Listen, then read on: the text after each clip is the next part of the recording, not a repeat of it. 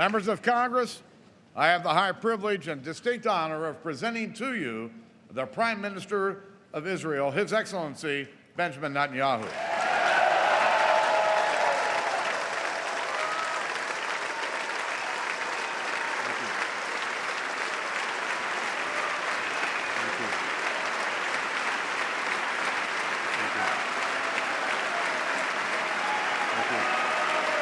Thank you.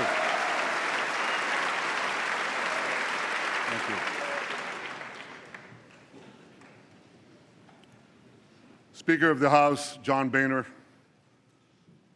President Pro Tem, Senator Orrin Hatch, Senate Majority Leader Mitch McConnell, House Minority Leader Nancy Pelosi, and House Majority Leader Kevin McCarthy. I also want to acknowledge Senator Democratic Leader Harry Reid. Harry, it's good to see you back on your feet.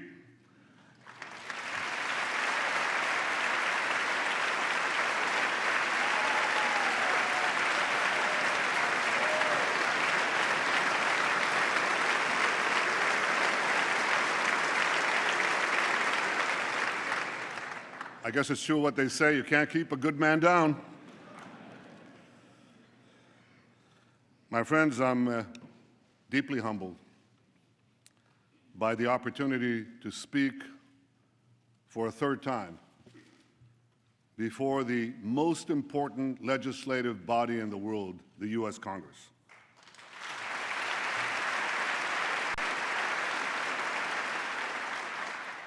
I want to thank you all for being here today. I know that my speech has been the subject of much controversy. I deeply regret that some perceive my being here as political. That was never my intention. I want to thank you, Democrats and Republicans, for your common support for Israel, year after year, decade after decade.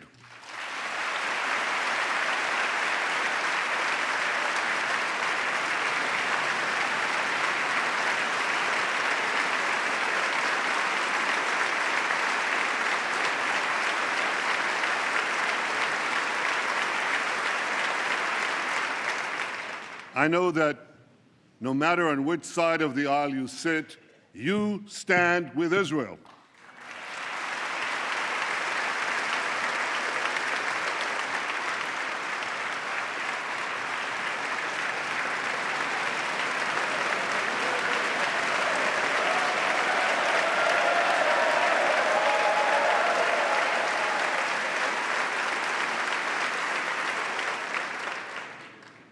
The remarkable alliance between Israel and the United States has always been above politics. It must always remain above politics.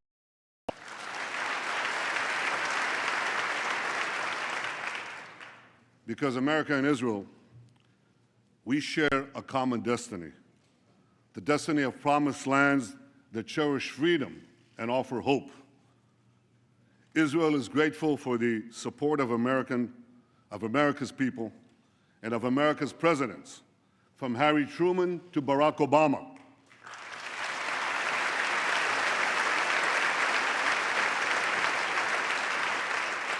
We appreciate all that President Obama has done for Israel.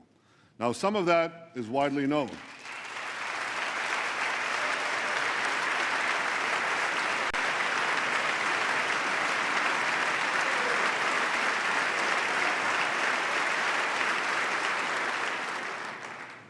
Some of that is widely known, like strengthening security cooperation and intelligence sharing, opposing anti-Israel resolutions at the UN. Some of what the President has done for Israel is less well known. I called him in 2010 when we had the Carmel forest fire, and he immediately agreed to respond to my request for urgent aid. In 2011, we had our embassy in Cairo under siege, and again, he provided vital assistance at the crucial moment. Or his support for more missile interceptors during our operation last summer when we took on Hamas terrorists.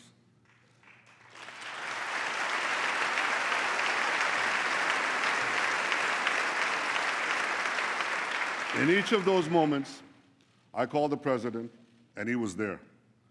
And some of what the president has done for Israel might never be known because it touches on some of the most sensitive and strategic issues that arise between an American president and an Israeli prime minister. But I know it, and I will always be grateful to President Obama for that support.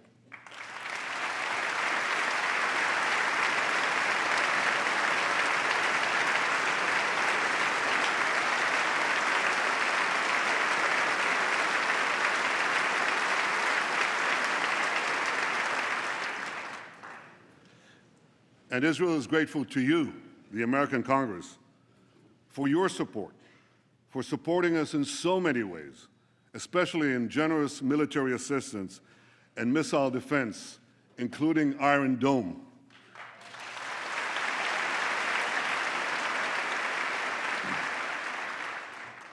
Last summer, millions of Israelis were protected from thousands of Hamas rockets because this Capitol dome helped build our Iron Dome.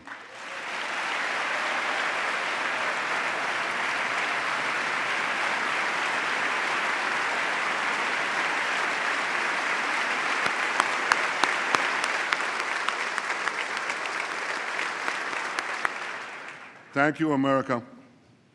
Thank you for everything you've done for Israel. My friends, I've come here today because as Prime Minister of Israel, I feel a profound obligation to speak to you about an issue that could well threaten the survival of my country and the future of my people: Iran's quest for nuclear weapons. We're an ancient people. In our nearly 4,000 years of history, many have tried repeatedly to destroy the Jewish people. Tomorrow night, on the Jewish holiday of Purim, we'll read the book of Esther. We'll read of a powerful Persian viceroy named Aman, who plotted to destroy the Jewish people some 2,500 years ago. But a courageous Jewish woman, Queen Esther, exposed the plot and gained for the Jewish people the right to defend themselves against their enemies. The plot was foiled. Our people were saved.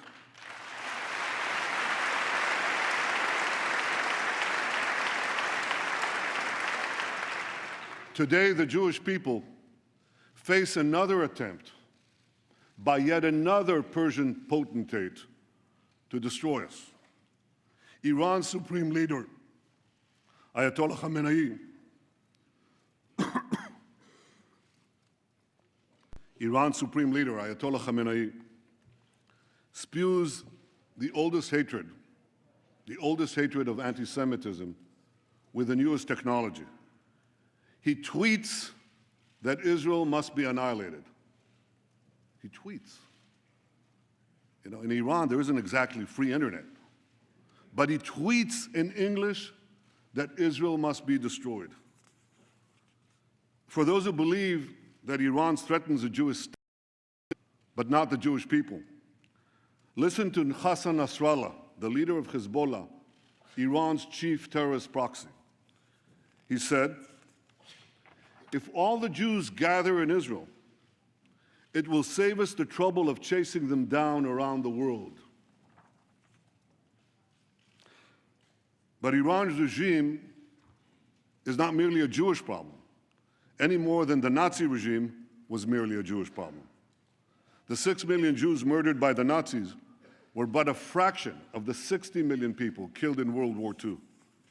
So too, Iran's regime poses a grave threat not only to Israel, but also to the peace of the entire world.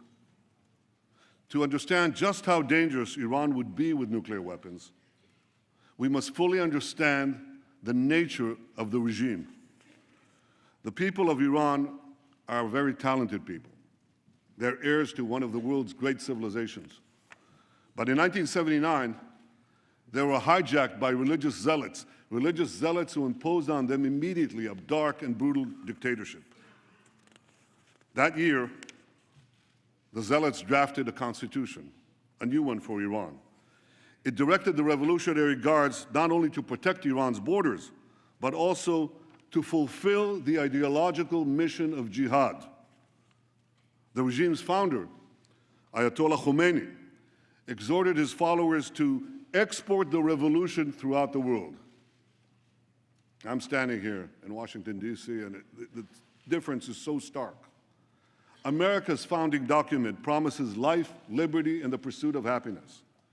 Iran's founding document pledges death, tyranny, and the pursuit of jihad. And as states are collapsing across the Middle East, Iran is charging into the void to do just that. Iran's goons in Gaza, its lackeys in Lebanon, its Revolutionary Guards on the Golan Heights are clutching Israel with three tentacles of terror.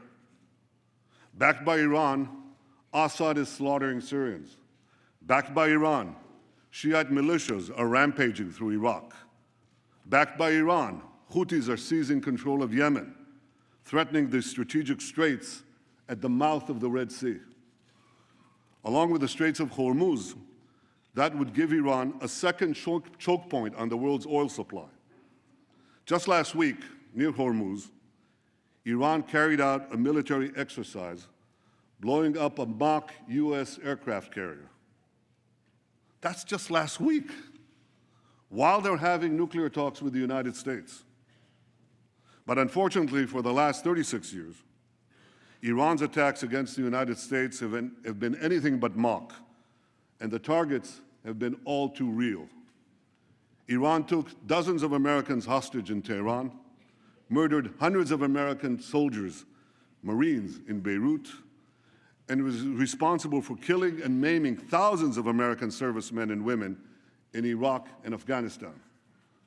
Beyond the Middle East, Iran attacks America and its allies through its global terror network. It blew up the Jewish Community Center and the Israeli embassy in Buenos Aires. It helped al-Qaeda bomb U.S. embassies in Africa. It even attempted to assassinate the Saudi ambassador right here in Washington, D.C. In the Middle East, Iran now dominates 4 Arab capitals: Baghdad, Damascus, Beirut, and Sana'a. And if Iran's aggression is left unchecked, more will surely follow. So at a time when many hope that Iran will join the community of nations, Iran is busy gobbling up the nations.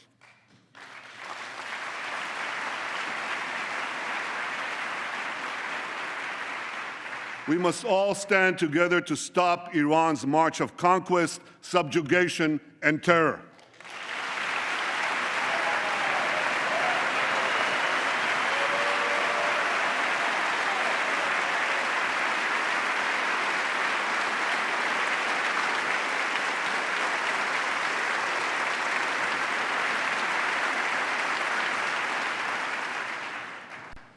Now, 2 years ago, we were told to give President Rouhani and Foreign Minister Zarif a chance to bring change and moderation to Iran. Some change, some moderation. Rouhani's government hangs gays, persecutes Christians, jails journalists, and executes even more prisoners than before. Last year, the same Zarif, who charms Western diplomats, laid a wreath at the grave of Imad Murnia. Imad Murnia is the terrorist mastermind who spilled more American blood than any other terrorist besides Osama bin Laden. I'd like to see someone ask him a question about that. Iran's regime is as radical as ever. Its cries of death to America, that same America that it calls the Great Satan, as loud as ever. Now, this shouldn't be surprising, because the ideology of Iran's revolutionary regime is deeply rooted in militant Islam. And that's why this regime will always be an enemy of America. And don't be fooled.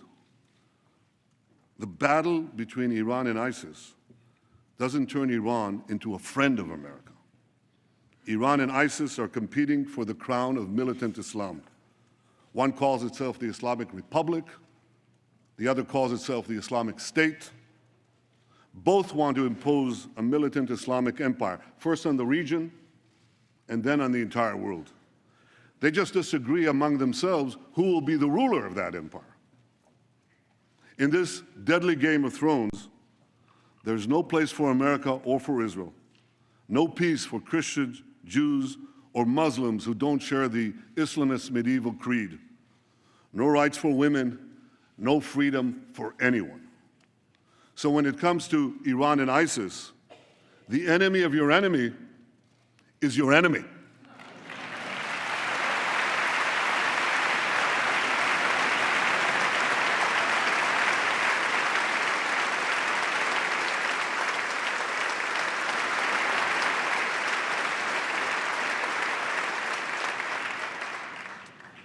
The difference is that ISIS is armed with butcher knives, captured weapons, and YouTube, whereas Iran could soon be armed with intercontinental ballistic missiles and nuclear bombs. We must always remember, I'll say it one more time, the greatest danger facing our world is the marriage of militant Islam with nuclear weapons. To defeat ISIS and let Iran get nuclear weapons would be to win the battle but lose the war. We can't let that happen.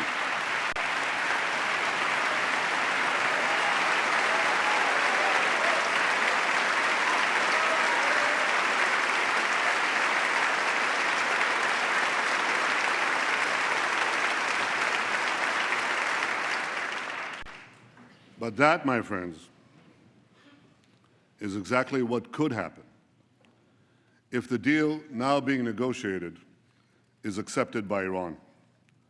That deal will not prevent Iran from developing nuclear weapons. It would all but guarantee that Iran gets those weapons, lots of them. Let me explain why. While the final deal has not yet been signed, certain elements of any potential deal are now a matter of public record. You don't need intelligence agencies and secret information to know this. You can Google it. Absent a dramatic change, we know for sure that any deal with Iran will include two major concessions to Iran. The first major concession would leave Iran with a vast nuclear infrastructure, providing it with a short breakout time to the bomb. Breakout time is the time it takes to amass enough weapons-grade uranium or plutonium for a nuclear bomb. According to the deal, not a single nuclear facility would be demolished. Thousands of centrifuges used to enrich uranium would be left spinning. Thousands more would be temporarily disconnected, but not destroyed. Because Iran's nuclear program would be left largely intact, Iran's breakout time would be very short, about a year by US assessment, even shorter by Israel's. And if Iran's work on advanced centrifuges, faster and faster centrifuges, is not stopped, that breakout time could still be shorter, a lot shorter. True, certain restrictions would be imposed on Iran's nuclear program, and Iran's adherence to those restrictions would be supervised by international inspectors. But here's the problem. You see, inspectors document violations. They don't stop them. Inspectors knew when North Korea broke to the bomb, but that didn't stop anything. North Korea turned off the cameras, kicked out the inspectors. Within a few years, it got the bomb. Now we're warned that within 5 years, North Korea could have an arsenal of 100 nuclear bombs. Like North Korea, Iran too has defied international inspectors. It's done that on at least 3 separate occasions: 2005, 2006, 2010.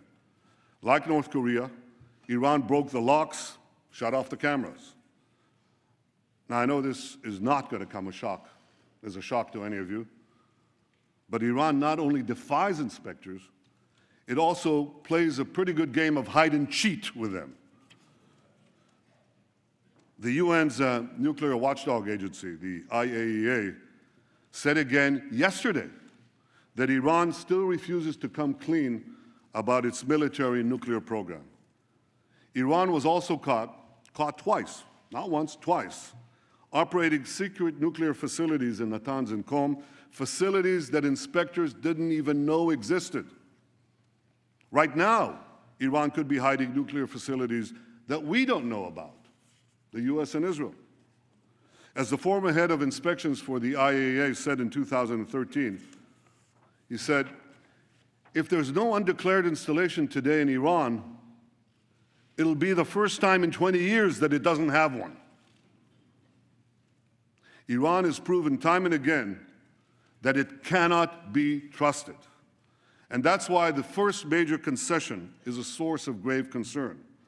It leaves Iran with a vast nuclear infrastructure and relies on inspectors to prevent a breakout. That concession creates a real danger that Iran could get to the bomb by violating the deal. But the second major concession creates an even greater danger, that Iran could get to the bomb by keeping the deal. Because virtually all the restrictions on Iran's nuclear program will automatically expire in about a decade. Now, a decade may seem like a long time in political life, but it's the blink of an eye in the life of a nation. It's a blink of an eye in the life of our children. We all have a responsibility to consider what will happen when Iran's nuclear capabilities are virtually unrestricted and all the sanctions will have been lifted. Iran would then be free to build a huge nuclear capacity that could produce many, many nuclear bombs. Iran's supreme leader says that openly.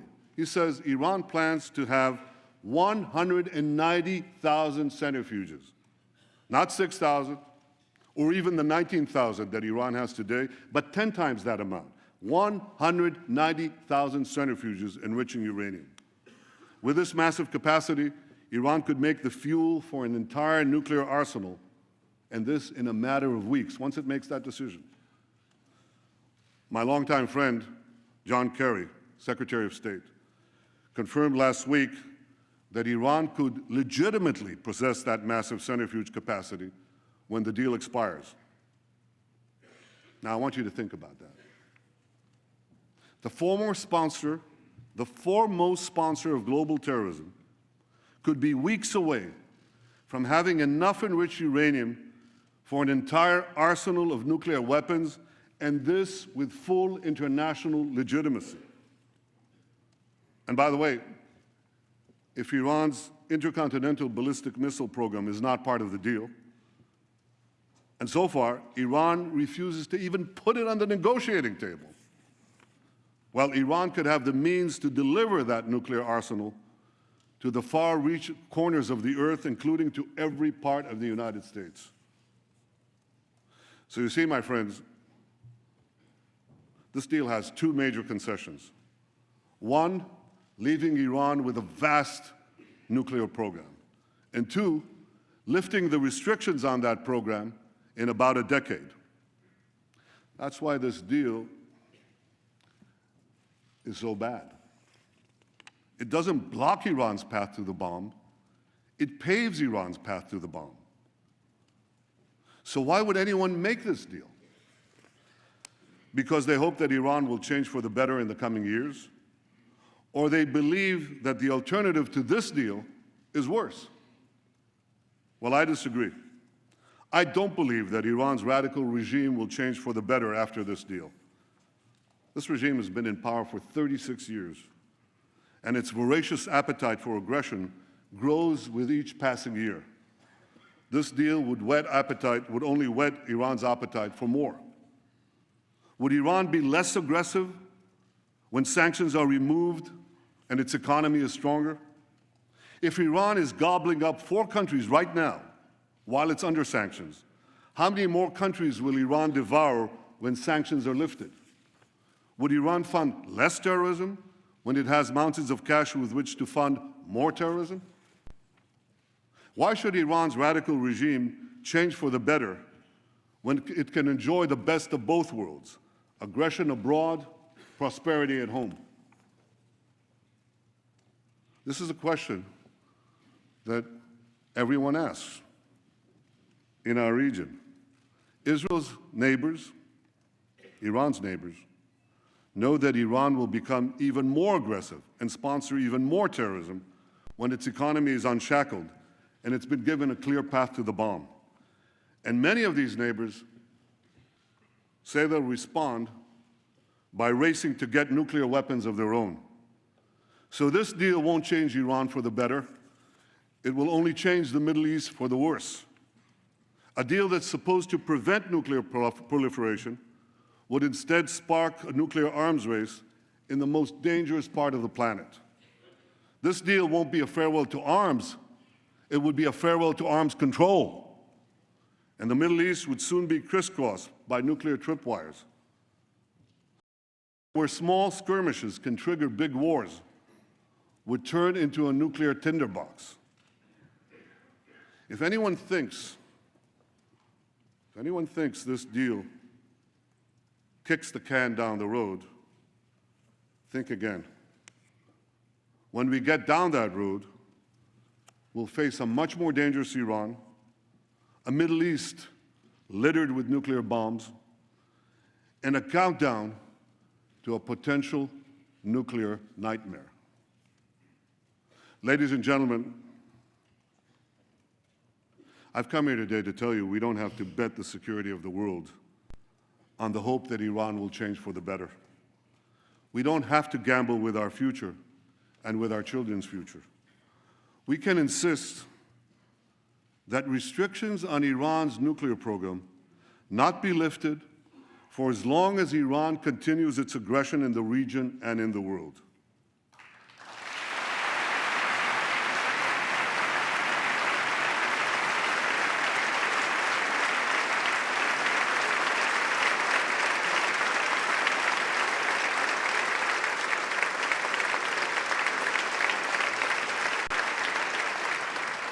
Before lifting those restrictions, the world should demand that Iran do three things. First, stop its aggression against its neighbors in the Middle East. Second,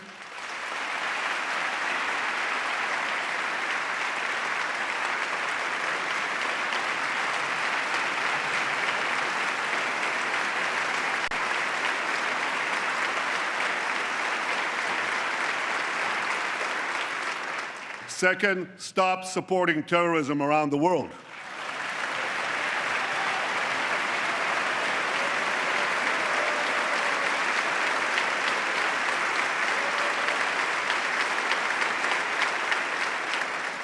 And third, stop threatening to annihilate my country, Israel, the one and only Jewish state.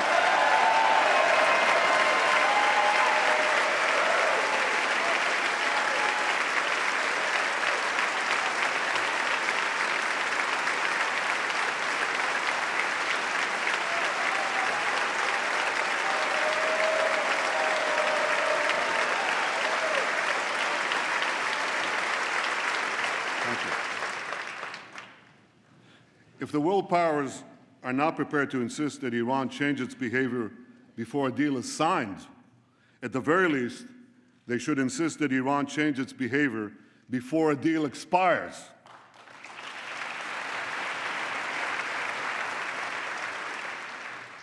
If Iran changes its behavior, the restrictions would be lifted. If Iran doesn't change its behavior, the restrictions should not be lifted.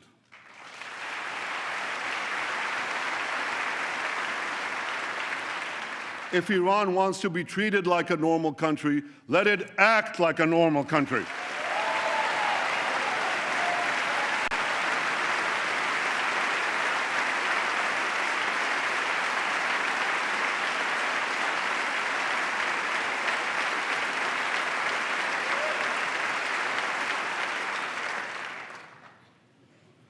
My friends, what about the argument that there is no alternative to this deal? That Iran's nuclear know-how cannot be erased, that its nuclear program is so advanced that the best we can do is delay the inevitable, which is essentially what the proposed deal seeks to do. Well, nuclear know-how without nuclear infrastructure doesn't get you very much. A race car driver without a car can't drive. A pilot without a plane can't fly. Without thousands of centrifuges, tons of enriched uranium, or heavy water facilities, Iran can't make nuclear weapons.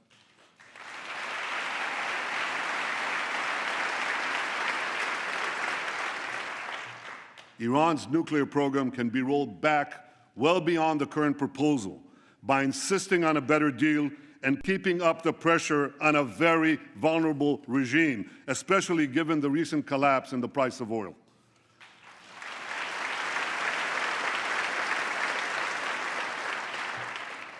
Now, if Iran threatens to walk away from the table, and this often happens in a Persian bazaar, call their bluff.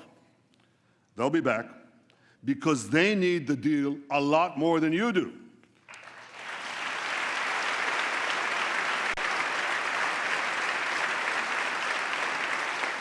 And by maintaining the pressure on Iran and on those who do business with Iran, you have the power to make them need it even more. My friends, for over a year, we've been told that no deal is better than a bad deal. Well, this is a bad deal. It's a very bad deal. We're better off without it.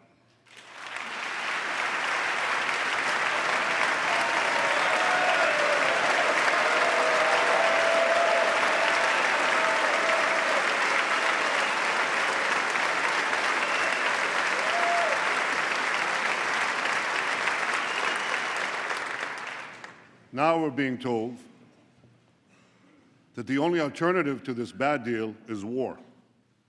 That's just not true. The alternative to this bad deal is a much better deal.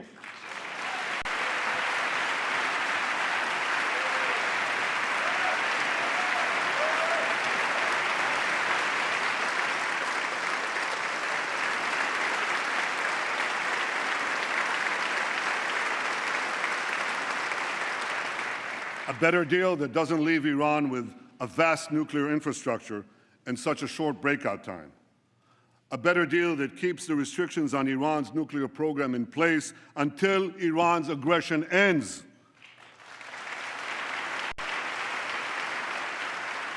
A better deal that won't give Iran an easy path to the bomb. A better deal that Israel and its neighbors may not like, but with which we could live, literally. And no country has a greater stake. No country has a greater stake than Israel in a good deal that peacefully removes this threat. Ladies and gentlemen, history has placed us at a fateful crossroads. We must now choose between two paths. One path leads to a bad deal that will at best curtail Iran's nuclear ambitions for a while, but it will inexorably lead to a nuclear-armed Iran whose unbridled aggression will inevitably lead to war. The second path, however difficult, could lead to a much better deal that would prevent a nuclear-armed Iran, a nuclearized Middle East, and the horrific consequences of both to all of humanity. You don't have to read Robert Frost to know. You have to live life to know that the difficult path is usually the one less traveled. But it will make all the difference for the future of my country, the security of the Middle East, and the peace of the world, the peace we all desire.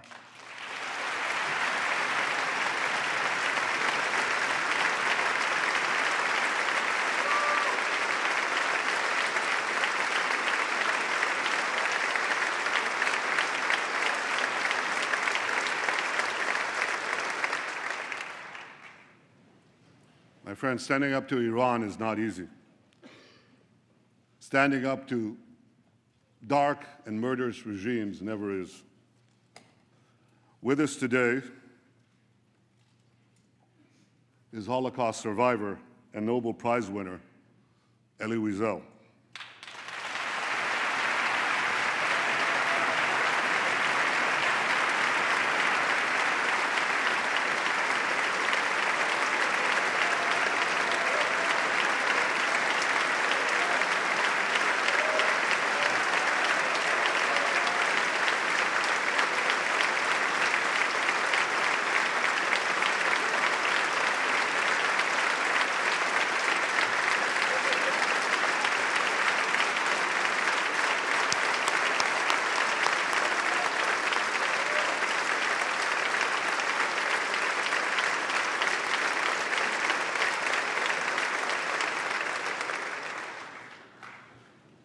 Elie, your life and work inspire us to give meaning to the words, never again.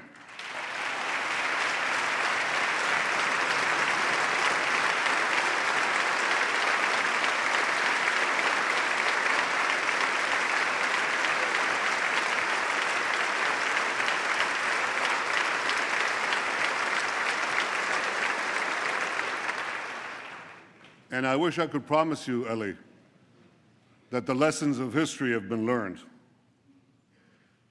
I can only urge the leaders of the world not to repeat the mistakes of the past.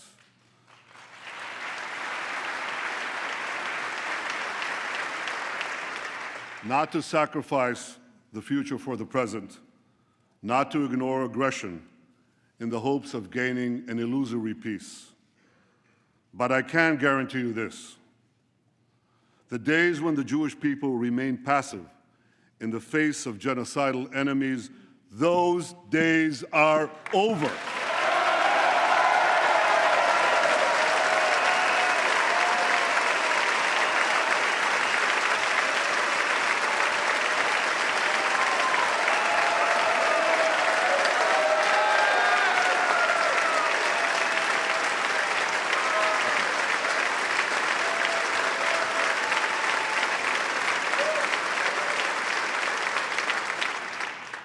We are no longer scattered among the nations, powerless to defend ourselves. We've restored our sovereignty in our ancient home, and the soldiers who defend our home have boundless courage. For the first time in 100 generations, we, the Jewish people, can defend ourselves.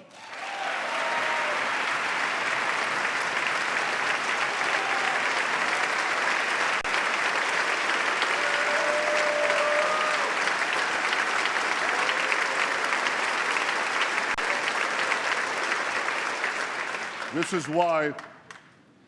is why, as Prime Minister of Israel, I can promise you one more thing. Even if Israel has to stand alone, Israel will stand.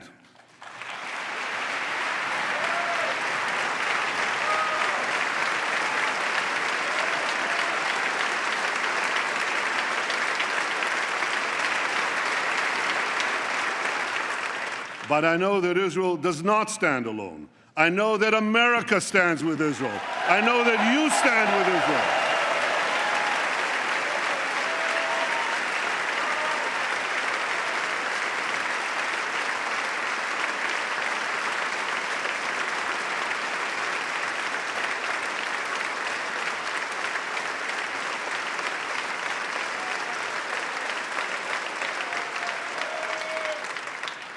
You stand with Israel because you know that the story of Israel is not only the story of the Jewish people, but of the human spirit that refuses again and again to succumb to history's horrors.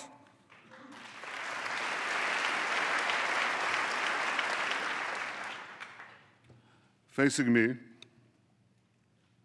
right up there in the gallery, overlooking all of us in this august chamber, is the image of Moses. Moses led our people from slavery to the gates of the Promised Land.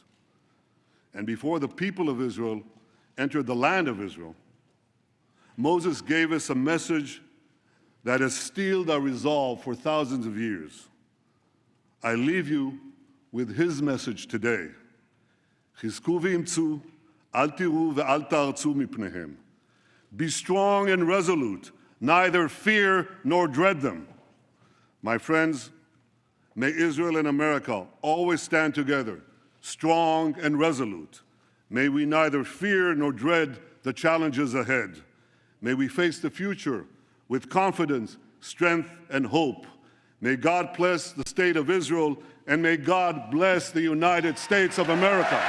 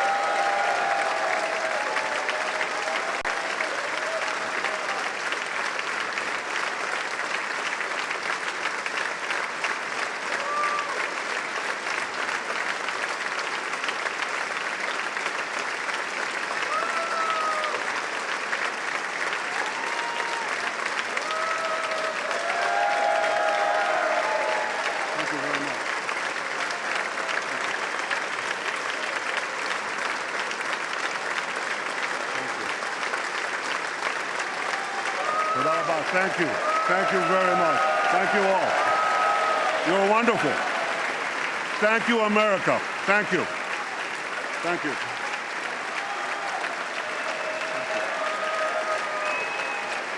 Thank you.